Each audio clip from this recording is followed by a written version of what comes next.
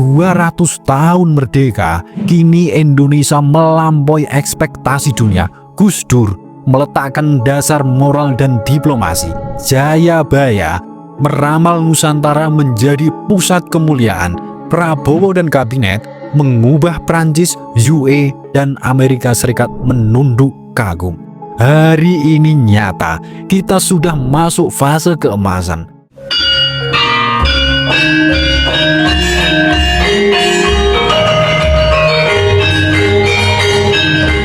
Assalamualaikum warahmatullahi wabarakatuh.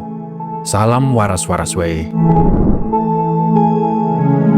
Ini adalah fakta yang mencengangkan dan membuat mata dunia terbelalak tak percaya. Bayangkan, kekaisaran maritim yang pernah menguras kekayaan Nusantara selama 3 abad, Belanda, hari ini nyaris tak percaya saat mendengar kabar ini.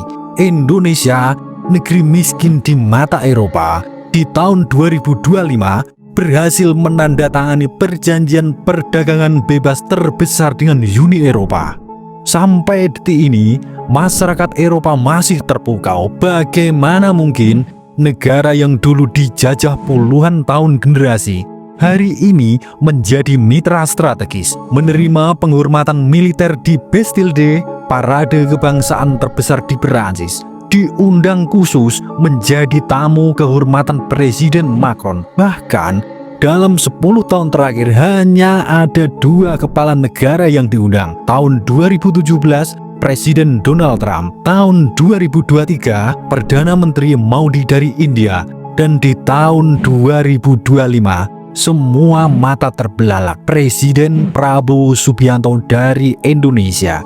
Iya, Prabowo Subianto, Presiden RI, diarak dengan kehormatan setingkat negara sekutu. Suara merdunya justru menggema di parlemen UE, membuat dunia termasuk Amerika Serikat menunduk penuh respek. Hari ini Belanda yang dulu mengeruk kekayaan rempah kini menyaksikan revolusi peradaban sedang terjadi. Indonesia bukan hanya bertahan, tapi tampil sebagai pemimpin global, memenuhi cita-cita besar Gus Dur dan ramalan agung Prabu Jayabaya.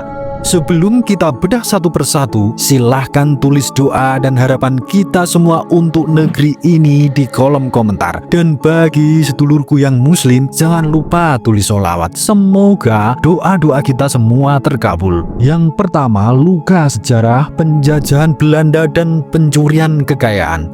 Sejarah mencatat, lebih dari 3 abad Belanda menjajah Nusantara, membentuk sistem tanam paksa, merampas rempah dan sumber daya alam yang menurut Presiden Prabowo ditaksir mencapai 31 triliun US dollar. Negeri kita menjadi tulang punggung ekonomi VOC, sementara rakyat dipaksa kerja banting tulang. Belanda kemudian membangun kekayaan nasionalnya dari penderitaan kita. Namun hari ini posisi berbalik. Indonesia menguasai pasar modern, komoditas strategis seperti sawit, karet, ikan, dan logam kritis.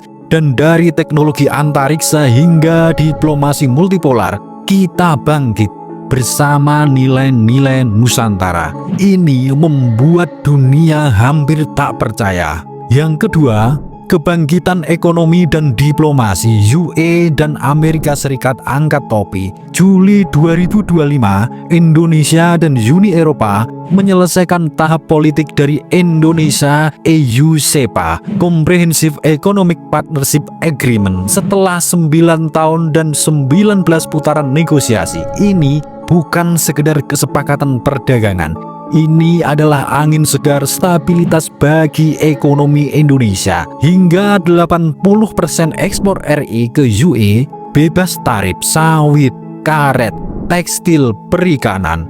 Ekspor kita meroket, surplus sudah mencapai 4, miliar US dollar di 2024. Visa Schengen lebih mudah.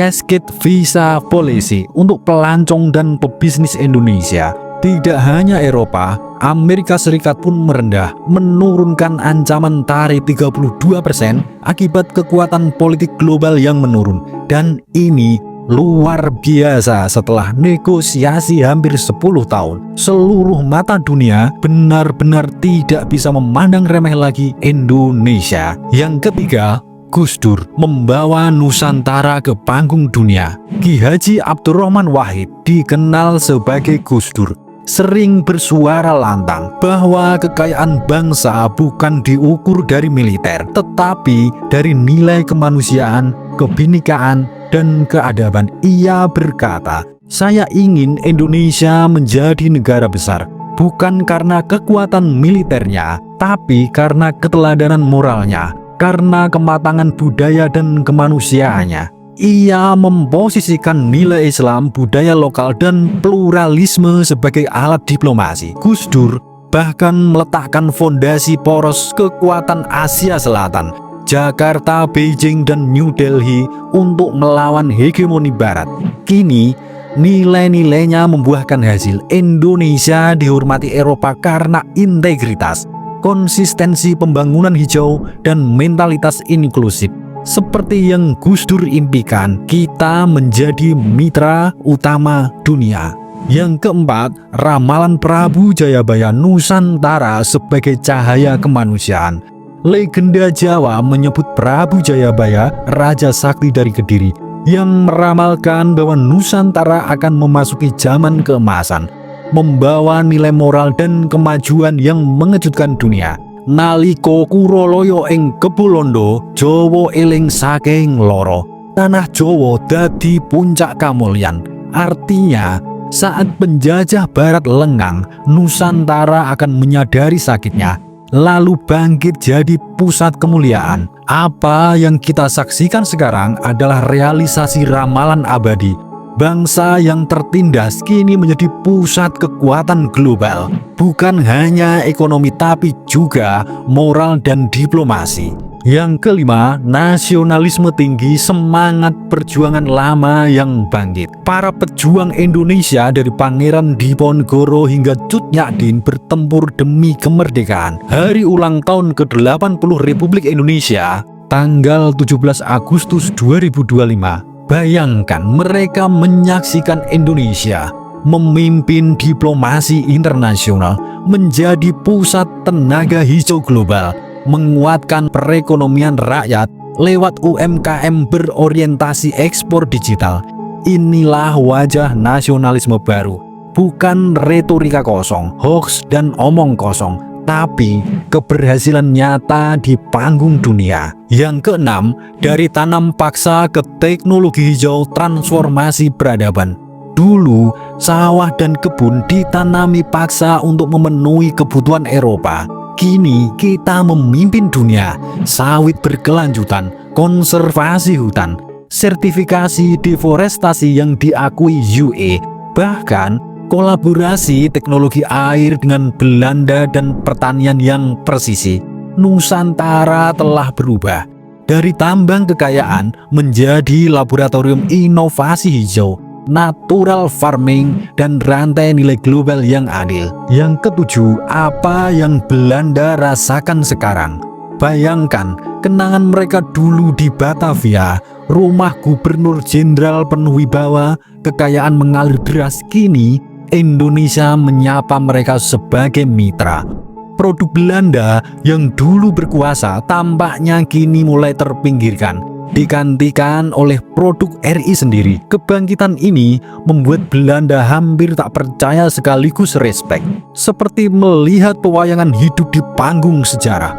Budakmu sekarang jadi gurumu. Mau percaya atau tidak, inilah kenyataan yang tak bisa kita pungkiri. Yang kedelapan, Amerika dan Eropa mengakui Indonesia jadi role model stabilitas.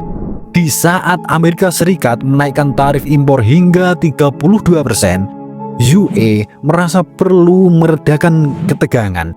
Indonesia justru menarik simpati mereka karena netralitas strategis, komitmen ISG, kapasitas geopolitik, dan ekonomi yang mandiri.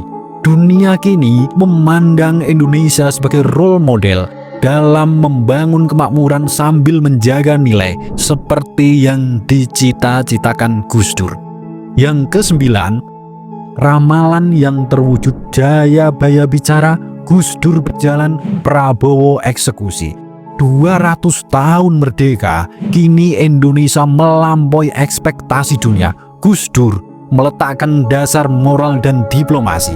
Jayabaya meramal Nusantara menjadi pusat kemuliaan. Prabowo dan kabinet mengubah Prancis, UE, dan Amerika Serikat menunduk kagum. Hari ini nyata, kita sudah masuk fase keemasan. Sejarah mencatat bahwa bangsa ini bukan kebetulan berdiri tegak, tapi karena panggilan besar, keadilan, dan nilai peradaban. Sedulur semua, ini bukan sekedar cerita heroik, ini adalah fakta. Bangsa yang bekas korban kolonial bangkit sebagai suara kemanusiaan.